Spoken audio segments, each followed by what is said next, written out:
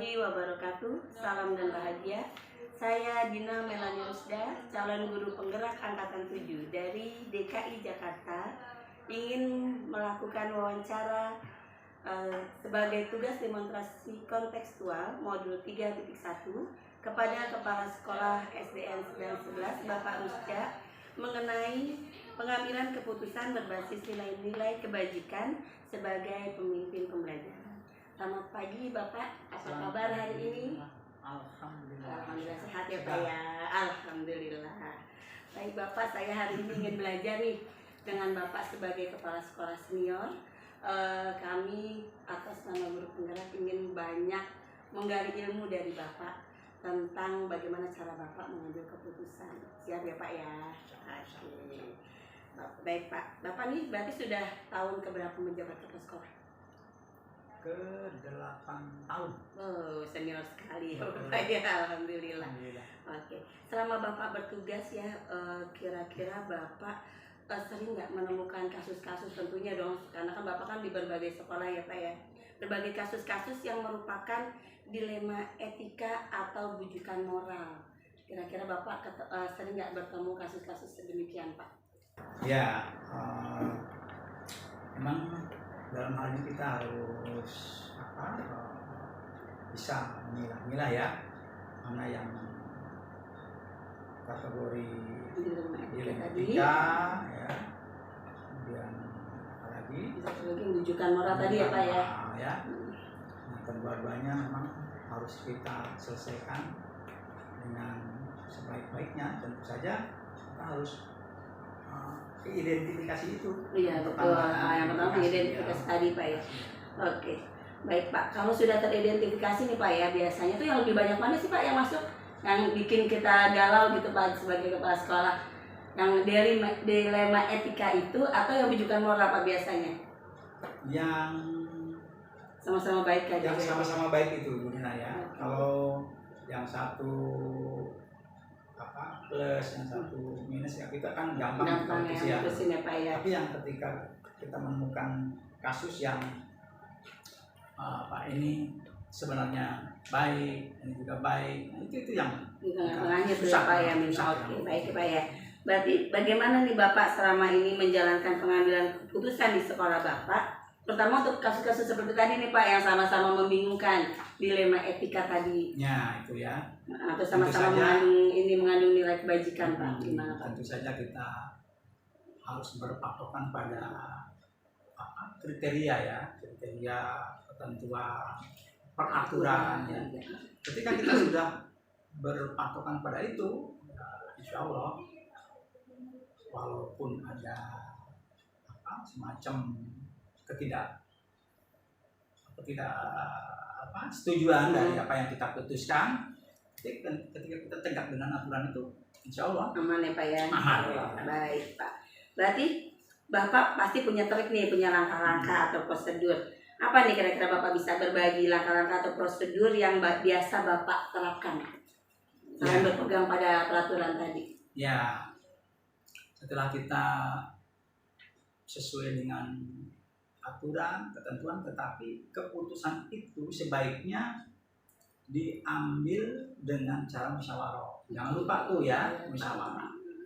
Seperti contoh dalam kenaikan kelas ya. Itu kan tidak mutlak wali kelas yang menentukan anak ini naik atau tidak. Jangan lupa ada guru bidang studi agama, ada guru bidang studi olahraga, bahkan bahasa Inggris ya. Itu kita memang harus musyawarahkan ya hasil keputusan itu.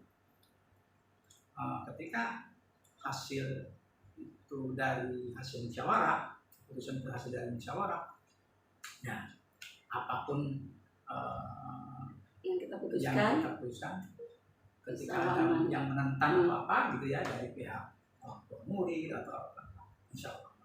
Ya, berarti tadi kalau saya ambil kesimpulan, pertama Bapak patokan peraturan dulu nih sebagai rujukan ya Pak ya. Lalu yang kedua kembali lagi ke musyawarah.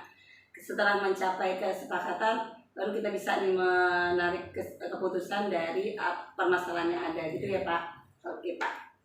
Selanjutnya, hal-hal apa saja yang selama ini Bapak anggap efektif dalam pengambilan keputusan pada kasus-kasus seperti tadi? Ininya ceritanya yang salah satu pegangan Bapak nih yang paling efektif, cara Bapak yang paling jitu untuk dapat memutuskan permasalahan yang berbasis dilema etika tadi.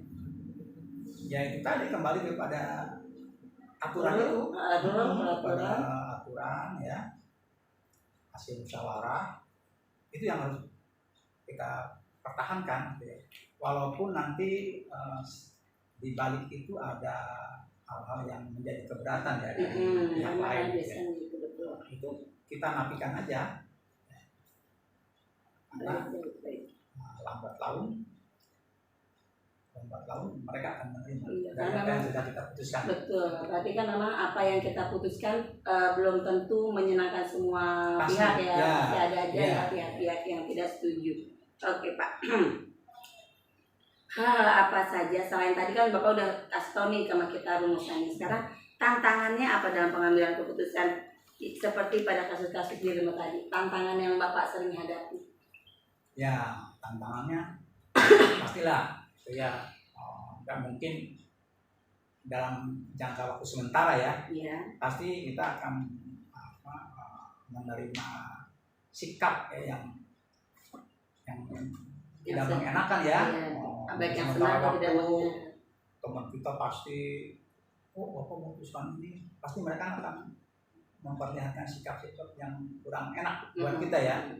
Tapi tidak apa-apa, itu kan hanya sementara. Jangan lupa setelah kita mengambil keputusan, sebaiknya secara person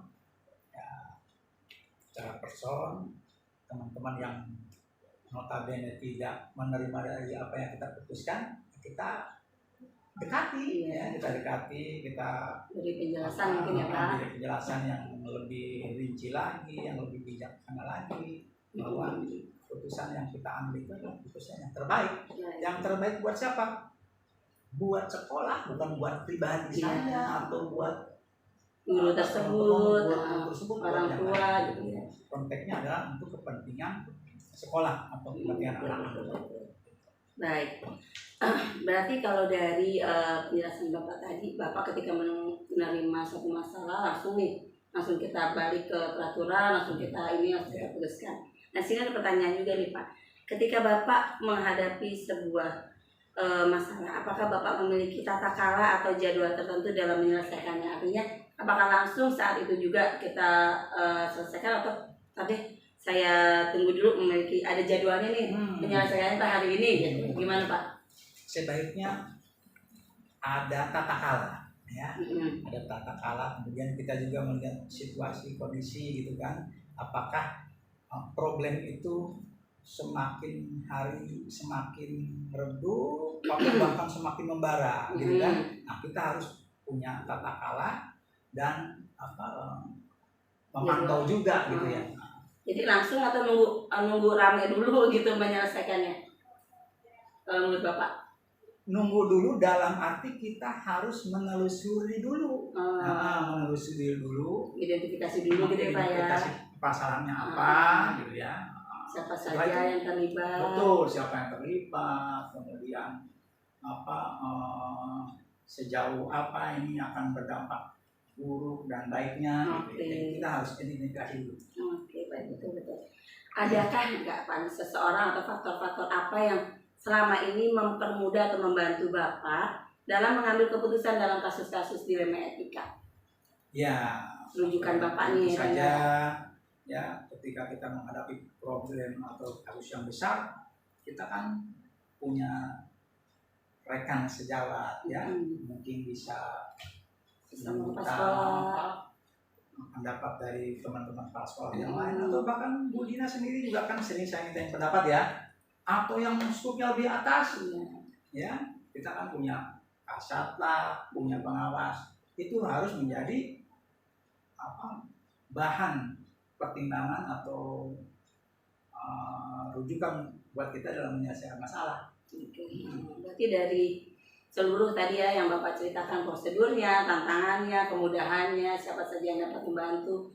Kira-kira pembelajaran apa nih yang Bapak bisa share kepada kita dari pengalaman-pengalaman Bapak mengambil keputusan dilema etika.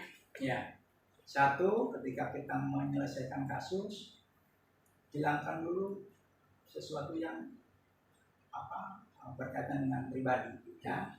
Jadi itu bukan untuk kepentingan pribadi, bukan untuk kepentingan kelompok, tetapi adalah kepentingan yang paling besar. Ya. Dalam hal ini adalah kepentingan lembaga, ya, sekolah kita atau anak-anak kita. Nah, seperti contoh yang lain kan ada itu. Iya, Pak. Ya. Bila ingin melihat ikan di dalam kolam, airnya sebening kaca. Jadi kita menyelesaikan problem, jangan bikin keruh. Jadi bukan masalah, menyelesaikan masalah tanpa masalah gitu ya Pak ya. Iya. Oke Bapak, terima kasih banyak atas sharing ilmunya kepada saya hari ini. Terima kasih banyak saya ucapkan. Assalamualaikum warahmatullahi wabarakatuh. Waalaikumsalam. Salam dan bahagia. Perkenalkan, saya Dina Melani Rusda, CGP Angkatan 7 dari DKI Jakarta. Saya mengajar di SDN Sedang 11. Kali ini saya akan mewawancarai Bapak Kepala Sekolah SDN Sedang 07, Bapak Amin Widiono. Selamat pagi Bapak. Pagi Bu Dina. Ya, kami akan menggali pengalaman dari Bapak Amin terkait dengan tugas demonstrasi kontekstual modul 3.1 pengambilan keputusan berbasis nilai-nilai kebajikan sebagai pemimpin pembelajaran. Oke Pak Amin, apa kabar hari ini? Alhamdulillah luar biasa. Alhamdulillah. Pak Amin, sebelumnya ya saya hari ini minta izin dulu untuk dapat mengambil ilmu dari Pak Amin untuk rekan-rekan semua yang ada yang menonton video kita hari ini, yaitu agar dapat mengambil pembelajaran bagaimana cara Pak Amin dengan bijak memutuskan permasalahan yang ada selama Bapak menjabat sebagai kepala sekolah. Ngomong-ngomong udah berapa tahun Bapak menjabat sebagai kepala sekolah? Jalan 5 tahun. Wah, Masya Allah, lama ya Pak ya. Tentunya selama itu Bapak banyak menemui berbagai macam orang, berbagai macam permasalahan, begitu ya Pak? Betul. Oke, Bapak udah berapa sekolah yang Bapak pimpin? Alhamdulillah baru 3. Oh sudah 3, oke, baik. Kita lanjut ya Pak, lanjut ke permasalahannya. Selama ini bagaimana Bapak dapat mengidentifikasi kasus-kasus yang Bapak temui selama menjadi kepala sekolah, mana yang kasus dilema etika atau kasus bujukan moral? Mungkin Bapak bisa ceritakan. Terima kasih Bu Dina. Ya memang dalam kasus kita di lembaga suatu pendidikan pasti ngalami Bu Dina. Ada dilema etika, ada juga yang bujukan moral ya. Di antaranya dua-dua itu ya pasti ada, kita khususnya baru terjadi juga kemarin-kemarin. Oh gitu, berarti kalau dari dua masalah itu yang kira-kira menantang tuh Pak Amin, yang kira-kira agak pelik tuh yang dilema etika atau bujukan moral tuh Pak? Dilema etika ya. Oh gitu ya, karena memang biasanya benar vs benar ya Pak ya. Iya betul. Nah, jadi agak lebih berat gitu ya Pak. Betul. Oke, kalau contohnya kira-kira apa Pak yang dilema etika? Ini baru terjadi Bu Dina kemarin, kebetulan anak-anak kelas 6 sebentar lagi kan ada istilah pelepasan gitu ya. Di antaranya yang pihak orang tua kelas 6 pengennya keluar. Kemudian saya katakan kalau keluar itu kan resiko dan izin kan untuk dinas sulit. Kemudian saya arahkan coba kita buat yang namanya pentas seni. Apa sih Pak pentas seni? Boleh kebiar seni nggak apa-apa. Kalau pentas seni kebiar seni. Akhirnya dia berpikir juga, tapi masih bersikeras bahwa harus keluar. Akhirnya antara komite saya panggil, kemudian dari pihak kelas 6 pun saya panggil, orang tua saya kasih arahan, bla bla bla, supaya dia menerima, artinya supaya bukan harus menerima ya, ngerti dulu lah. Setelah ngerti kan pastinya akan menerima. Oke, itu kita spill dikit dulu nih Pak ya, karena Siap. masih kita gali lagi tadi bawah. Siap. Berarti itu Bapak individu melawan kelompok nih. Betul. Ya kan, karena kan mereka Betul. berkelompok juga Iya. mungkin bisa jadi juga wali kelas mendukung siapa, mendukung Bapak, mendukung itu, wali murid kan betul, gitu ya. Betul. Iya. Kalau yang bujukan moral Pak, contohnya gimana Pak? Yang bujukan moral itu begini. Apa namanya, kasus guru ya. Ada yang bersikeras untuk dalam suatu keputusan begini. Yang lain juga kepenginnya juga bertentangan lah ya. Iya. Namun saya katakan bahwa suatu lembaga pendidikan kita sebelumnya ambil antara dua itu, kemudian kita sepakati, kita telaah kembali, baru kita ini loh sebenarnya nanti yang akan kita lakukan begini. Memang awal-awalnya agak sulit, tapi lama-lama ngerti, dia akan melaksanakan. Berarti dua kelompok ya, dua kubu gitu ya Pak ya. Berarti itu tantangan juga tuh Pak. Betul. Karena kadang dalam satu sekolah bukan cuma dua, bukan kadang 3 kubu, 4 kubu. Iya, Nah, ya. jadi tantangan tersendiri buat Pak Betul. Amin pasti. Oke ya Pak. Selanjutnya yang kedua Pak. Ya. Selama ini bagaimana Bapak menjalankan pengambilan keputusan tersebut di sekolah Bapak, terutama untuk kasus yang tadi Pak, yang dua-duanya benar, yang dilema etika. Nah, Bapak tuh punya kiat tertentu nggak bagaimana cara mengambil keputusan? Terima kasih Mbak Dina. Oke, silakan. Yang saya katakan tadi, saya ceritakan sedikit. Memang harus ada kiat. Yang pertama kita panggil, artinya mendengarkan kita. Mendengar apa sih maunya mereka sebagai perwakilan orang tua. Jangan langsung diputuskan, nanti malah kecewa kan. Setelah mendengarkan mereka, yang keduanya kami panggil juga dari pihak wali kelasnya.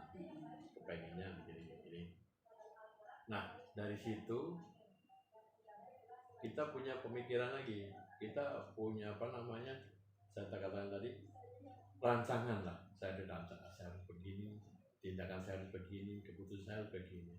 Kemudian yang keduanya, beberapa hari kemudian saya panggil lagi pihak dari orang tua murid atau wali murid lah yang mewakili 4 kelas itu. Setelah datang, kami berbincang-bincang, kami arahkan Bapak yang tadi saya katakan tadinya mintanya keluar, kemudian sekarang intinya adalah pelepasan. Pelepasan adalah pihak sekolah menyerahkan kepada orang tua. Saya, pihak sekolah, akan mengadakan kegiatan. Kami yang membiayai. Berarti Bapak sudah mengambil, pertama tuh dilihat, panggil dulu orang tua, perwakilan guru kelas 6. Iya. Setelah dipikirkan baru dipanggil lagi gitu ya Pak ya. Betul. Baru ditawarkan opsi-opsi yang kira-kira bisa dilakukan. Iya. Oke. Jadi dari langkah-langkah tersebut nih Bapak tadi udah menjelaskan step-stepnya. Prosedur seperti apa sih yang selama ini biasa Bapak lakukan? Ada nggak prosedur baku gitu? Saya harus ini dulu. Saya identifikasi dulu nih masalahnya. Saya kenali dulu misalnya. Gimana Pak? Yang pertama harus mengidentifikasi masalah. Itu harus. Ya. Nah, kalau udah diidentifikasi, pasti kita punya apa namanya trik. Menemukan trik ya. Nah, dari situlah baru kita utarakan, laksanakan, insya Allah nantinya akan ada hasil yang memuaskan. Oke, berarti ini ya dari hal-hal yang selama ini Bapak terapkan tadi melalui prosedur yang Bapak jelaskan barusan kepada saya, apa ada nggak yang cara yang Bapak anggap itu paling efektif dalam pengambilan keputusan di kasus-kasus dilema etika tersebut? Di dalam pengambilan keputusan yang tadi, kalau kita sudah bisa saya enak itu face to face, bertemu langsung, kemudian kita utarakan. Tapi alhamdulillahnya mereka yang saya katakan masalah tadi, dia malah merespon, kembali ke dulu. Udah, saya ikut keputusan Bapak, karena saya punya program begini, gitu kan. Baru saya masuk. Nih nanti begini, anak-anak wisuda saya kasih mengganti dari sekolah, biaya sekolah. Nah itu masuk. Kalau begitu saya yang bikin schedule Pak, rondonya saya Pak. Monggo. Malah garing bersambut ya Pak. Nah iya betul. Karena kita merangkul mereka. Kalau kita langsung putuskan jedel, pasti lari. Tapi kalau dengan kita rangkul kemudian, yuk kita sama-sama duduk bersama, kita sambil menyelam ya, tapi dia ngerti kemauan sama-sama untuk kebersamaan, bukan untuk saya sendiri, dan bisa dirasakan nantinya oleh masyarakat sekolah. Oke, berarti benar ya. Nanti tidak bisa segala sesuatu itu tabrok bisa patah langsung Ya, biasanya. betul. Udah patah melenting susah lagi dideketin, tapi Iya. dengan cara perlahan-lahan, Iya, betul. face to face, hati ke hati, itu biasanya akan lebih diterima ya Pak. Betul. Oke. Nah, kalau sudah semua lancar, pasti dong Pak ada tantangannya, ada apa ya namanya ya, sesuatu yang menjadi tantangan Bapak dalam memutuskan tersebut. Ya. Kalau tadi kan efektif tuh caranya Ya. udah lancar. Nah, apa nih kira-kira yang hal-hal yang merupakan tantangan dalam pengambilan keputusan? Betul, terima kasih Bu Dina. Tantangannya yaitu antara pro dan kontra. Tapi insya Allah kalau kita tadi dengan cara demikian tadi, insya Allah lama-lama yang kontra juga akan luntur. Yang keduanya harus komitmen dengan keputusan itu. Jangan sampai kita sudah memutuskan tapi malah balelo ya. Nah itu nanti malah dibalik oleh. Jadi harus yang terakhir adalah komitmen. Komitmen kita sebagai pengambil keputusan harus melaksanakan dengan baik. Itu. Iya. Jadi kita memutuskan kita harus komit, jangan terkesan sekarang bimbang gitu Pak ya. Betul. Ada masukan berubah lagi, ada masukan berubah lagi. Itu ya. Oke, iya. Oke Pak, apakah Bapak memiliki sebuah jadwal atau tata krala nih setiap kali Bapak menyelesaikan suatu kasus? Apakah langsung begitu datang kasus berok Bapak selesaikan saat itu juga, atau Bapak memiliki prosedur atau jadwal untuk menyelesaikannya? Bentuknya seperti apa dan bagaimana Bapak menerapkan? Terima kasih. Jadi dalam suatu masalah ya, itu harus dipikirkan dulu, harus telah dulu. Setelah ditelaah, kita programkan saya harus bagaimana. Nah, untuk mengambil keputusan itulah kita kan punya teman, punya atasan, pokoknya di sekeliling kita itu adalah sebagai kita ya, sebagai bertanya, itu tempat bertanya kita nggak usah ragu-ragu, nggak segan-segan, namanya bertanya kan nanti akan timbul nanti setelah ini ada masukan-masukan, saya harus begini gitu. Jadi secara tertulis memang tidak, tapi kalau ada masalah pastinya harus berpikir, kemudian itu tadi harus langkah-langkah apa yang bisa dilakukan, program apa yang harus dilakukan, keputusan apa yang harus kita lakukan. Jadi sharing itu penting ya Pak. Ketika kita punya masalah, jangan stres sendiri ibaratnya gitu. Pasti ada jalan keluar. Oke. Berarti kalau sharing itu penting, ada nih pasti seseorang atau faktor-faktor apa saja yang selama ini membantu Bapak sehingga Bapak tuh mudah gitu mengambil keputusan. Kira-kira Bapak sharingnya kemana gitu ya? Biasanya banyak memberikan jalan keluar. Betul. Untuk sharing saya selalu yang terdekat dulu. Selalu dekat wakil kepala sekolah, kemudian teman-teman ya, kemudian juga ada pengawas ya. Kebetulan saya ditunjuk sebagai K3S lintas provinsi, itu saya berkecimpung di K3S provinsi. Saya mengambil juga teman-teman tempat bertanya lah ya, yang kira-kira saya percaya. Semakin luas ya Pak ya, jadi jadi harus saya begini gitu. Berarti Bapak nggak salah nih saya benar bertanya sama Bapak, ngambil ilmu sama Bapak, karena jam terbangnya jauh loh teman-teman. Bukan cuma seputar kecamatan, bukan seputar tetangga aja, sampai ke lintas provinsi katanya. Bukan antar kota antar provinsi ya Pak, bukan ya? Di kota ya.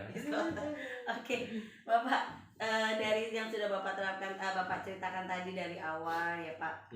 Berarti Bapak ada mungkin pesan-pesan kepada kita nih yang lagi menuntut ilmu, lagi cari info sebanyak-banyaknya tentang bagaimana sih cara mengambil keputusan yang wise, yang bijak gitu ya. Apa yang Bapak akan sampaikan kepada kita, pengalaman Bapak, inti pembelajaran yang dapat kami terapkan, kami ambil dalam mengambil keputusan dilema etika. Terima kasih Mbak. Yang penting adalah satu komitmen kita kemudian bagaimana kita memutuskan itu benar-benar harus nggak usah ragu-ragu. Iya. Karena Yakin. saya yakin bahwa keputusan tidak merugikan orang. Saya yakin seorang pemimpin memutuskan untuk kebersamaannya, apalagi di lembaga pendidikan. Yang keduanya, ya tadi katakan tadi, jangan kita ragu bertanya kepada orang. Ya, pokoknya jangan. Yang ketiga, jangan pelit berbagi ilmu. Selagi kita bisa berikan. Insya Allah kita akan, itu saya rasakan sendiri. Ini kita malah akan mendapatkan dari yang lain itu. Itu akan kita dapat walaupun kita kata kita berikan, tapi akan berkembang, dia akan memberikan ke kita itu lebih banyak. Betul. Yang terakhir adalah selalu saya katakan bahwa memimpin dengan ikhlas, memimpin dengan hati.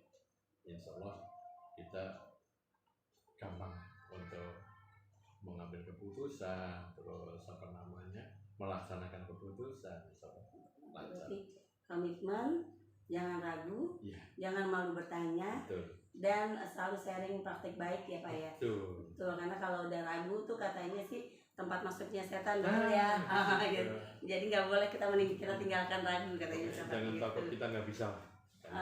Yakin, saya yakin. Oke, baik. Alhamdulillah ya, wawancara saya hari ini banyak mendapat ilmu dari Bapak, banyak mendapat motivasi, kita jadi mantap nih untuk melangkah. Gitu. Baik teman, bermanfaat. Amin, makasih Bapak. Baik teman-teman, alhamdulillah selesai sudah wawancara saya dengan Bapak Amin Widiono dari SDN Sedang 07 Jakarta Pusat. Wassalamualaikum warahmatullahi wabarakatuh. Waalaikumsalam warahmatullahi wabarakatuh. Assalamualaikum warahmatullahi wabarakatuh. Salam dan bahagia.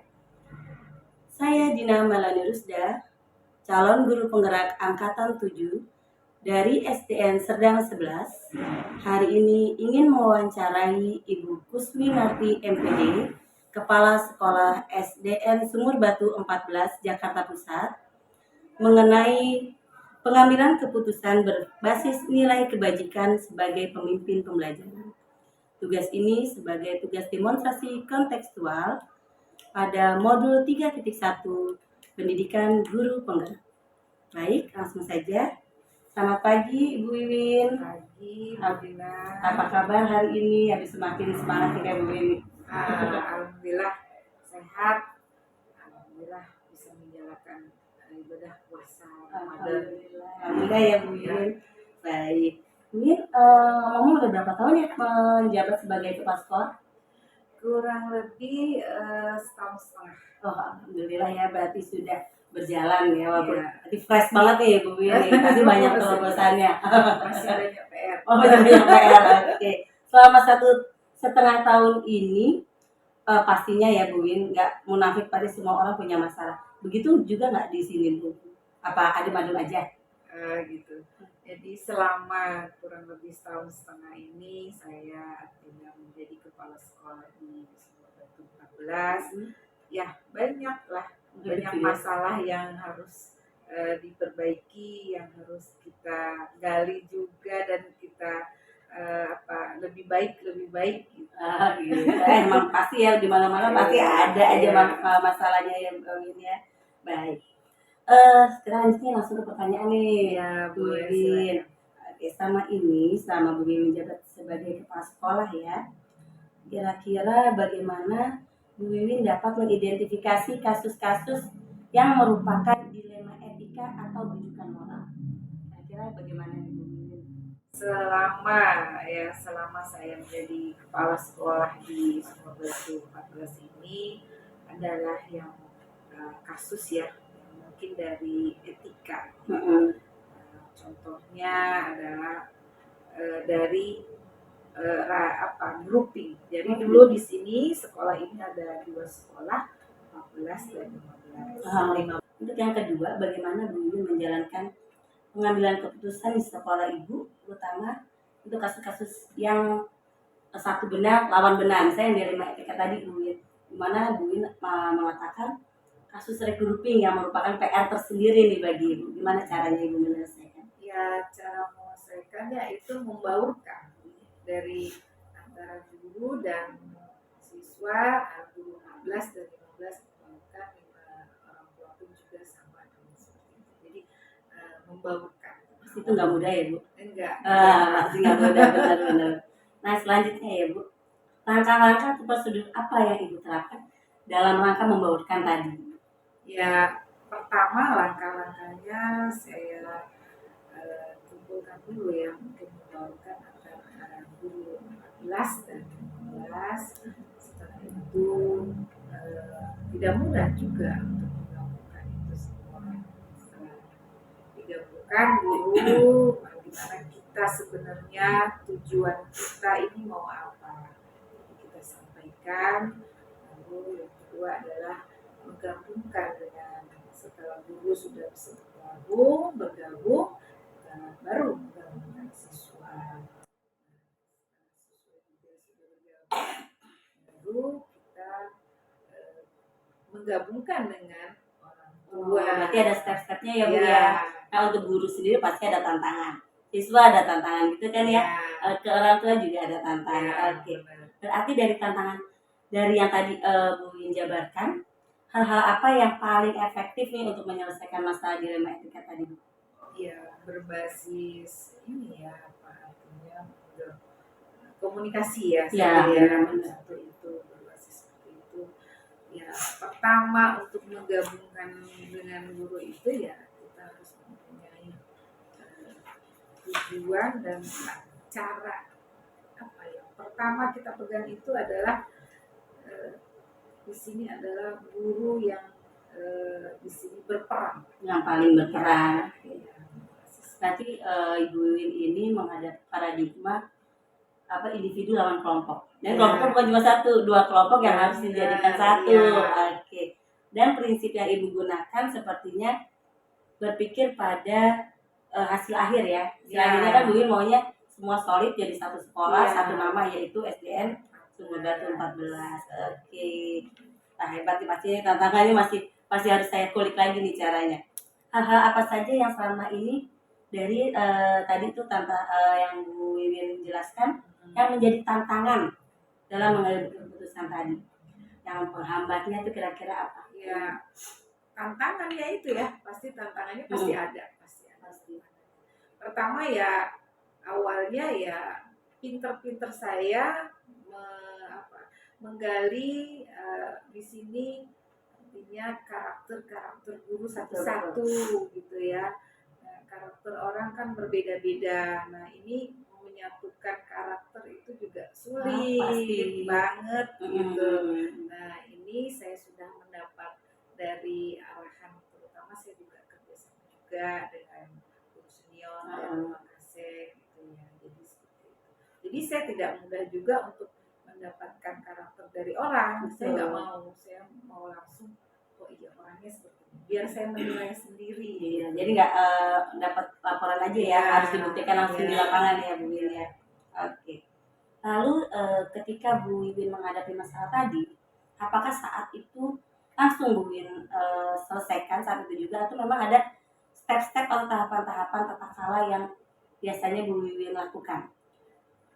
Untuk menyelesaikan step by step ini ya, memang dengan kurun waktu saya buat itu sekitar 4 bulan. Oh, berarti ada ini sekali ya, terjadwal ya. Jadi seperti itu. Jadi tidak ya itu. Jadi dalam 1 bulan saya harus bagaimana, yang 2 bulan berikutnya jadi berkesinambungan. Betul. Berarti memang bulan ini Bu Win punya ini sendiri nih, saya harus mengenal dulu misalnya. Oke. Lalu adakah seseorang atau faktor-faktor ini yang biasanya Bu Win ajak curhat, yang memberikan jalan keluar untuk masalah-masalah yang ada? Ya setiap orang pasti ingin bertanya kepada siapa, pastinya saya bertanya kepada orang yang sesepuh di sini. Iya, betul. Saya menghargai lah, meskipun di sini banyak, tetapi kita lihat sesepuh yang ada di sini, paling tidak dia sudah beberapa karakter guru di sini kan tahu. Jadi saya komunikasi, berdiskusi dengan sesepuh dan asik. Gitu. Kalau sama kepala sekolah gimana? yang dekat-dekat sini? Kalau sesama kepala sekolah mungkin kalau yang regroup ini itu jarang. Oh gitu. Ya. Jadi agak susah ya dia. Susah agak permasalahannya dia tidak tahu karena belum mengalami. Gitu. Kalau ke Kasatlah mungkin atau ibu pengawas? Kalau ke Kasatlah ya saya minta Kasatlah dan ibu pengawas. Dia juga memberikan masukan-masukan arahan. Pasti ya dia. Baik. Berarti dari yang Bu Win berikan tadi, saya memperoleh banyak sekali pengalaman, menambah pengetahuan saya tentang bagaimana cara memutuskan suatu permasalahan yang mana terdapat nilai-nilai kebajikan di dalamnya. Baik, berarti pembelajaran yang dapat Ibu share ke saya selama kurun waktu 1,5 tahun ini bisa diberikan kira-kira apa yang bisa Ibu bagikan? Ya, pengalaman saya dalam 1,5 tahun ini ya mungkin ya saya bagikan dengan Bu Dina pasti kan nanti akan menjadi kepala sekolah. Artinya untuk pengalaman memang kita nggak ada sekolahnya. Kalau kita tidak punya pengalaman. Jadi pertama yang kita menjadi pengalaman saya untuk Bu Dina itu adalah komunikasi. Tetap ya pertama komunikasi. Ya, komunikasi dimanapun kalau kita kurang komunikasi itu bisa terjadi hal-hal yang tidak kita inginkan. Sedikit pun masalah kalau kita tidak komunikasi kita tidak bisa menyelesaikan masalahnya. Itu saja. Oh gitu, oke. Berarti memang ketika kita turun di lapangan gitu ya Bu Win, 50% itu teori dan 50%-nya itu, jadi kita belum ada apa-apa nih, baru 50% kita akan dapati ketika kita praktik di lapangan gitu ya. Oke, aduh, terima kasih banget Bu Wiwin atas sharing ilmunya, sharing pengalamannya, bagaimana cara Bu Wiwin menyelesaikan permasalahan. Terima kasih. Baik, teman-teman sekalian, begitulah wawancara saya bersama Ibu Kusmilarti, Kepala Sekolah SDN Cibubur 14. Terima kasih, sampai jumpa. Assalamualaikum warahmatullahi wabarakatuh. Sadarilah masa